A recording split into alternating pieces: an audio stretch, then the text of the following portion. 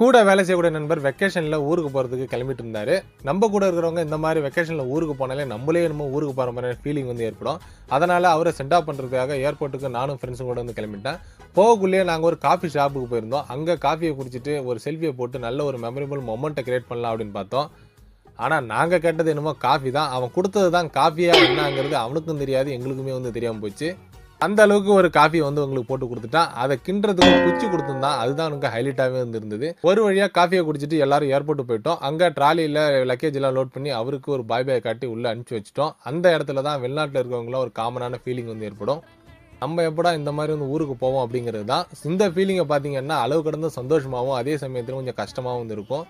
அடிக்கடி இது மாதிரி ஃப்ரெண்ட்ஸுங்களை சென்ட் ஆஃப் பண்ணுறது ஏர்போர்ட் வந்தாலே இந்த ஒரு ஃபீலிங் வந்து ஏற்பட்டுடும். என்ன பண்ணுறது, ஒரு நாள் நம்மளும் போவோம் அப்படிங்கிற நம்பிக்கையோடய ரூமுக்கு திரும்ப வந்துடுவோம். இது தாங்க வெளிநாட்டு வாழ்க்கை.